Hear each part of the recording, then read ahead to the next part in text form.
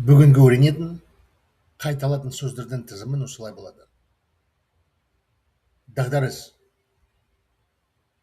дағдару, бекеттіру, егеменді, бекіту, балама, таным, сайын. Сөздердің тізімін орыс тілінің нұсқасында оқимын. Депрессия, кризис. Теряться в догадках. Утверждать, санкционировать.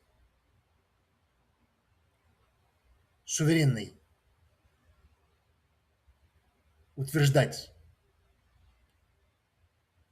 Эквивалент. Познание. По мере. Сөздердің тізімін қолданып, шығармамды жазамын, күтіп тұрыңыз.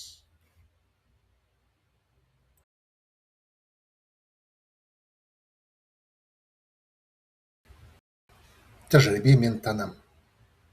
Бұл екі сөздердің арасындағы балама бар айтуға болады.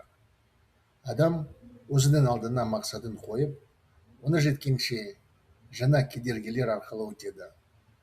Кедергілерді қалай өтудің білімі тәжірибе деп аталады.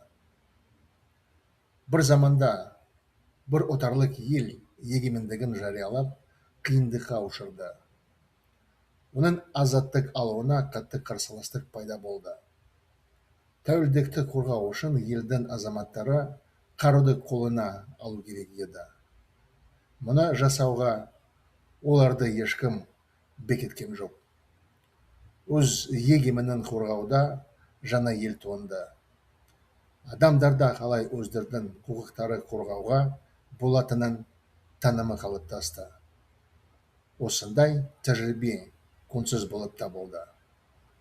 Елдің қарсыластары елді санкциямен бекеттіріп, экономикалық дағдарысы пайда болады деп болғысы келді. Алайда дағдарыс болған жоқ. Қарсыластар оны неге пайда болмады деп өздердің болжамдарынан дағдарып кетті. Отарлықтан босалған ел экономикасы дамыту сайын егеменді қорғауда көбірек тәжірибеде, танымда жинады. Жоғарыда берген сипаттауға осындай елдер сай екен. ақш, СССР, Куба, Алжир, Қытай, Вьетнам, тағы басқа.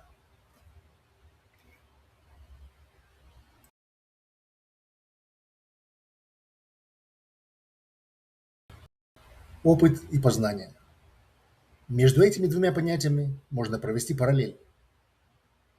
Человек ставит перед собой цель, и пока не достигнет ее, проходит через новые препятствия. Знание того, как преодолевать препятствия, называется опытом. В какое-то время одна колониальная страна, объявив о своей независимости, столкнулась с трудностями.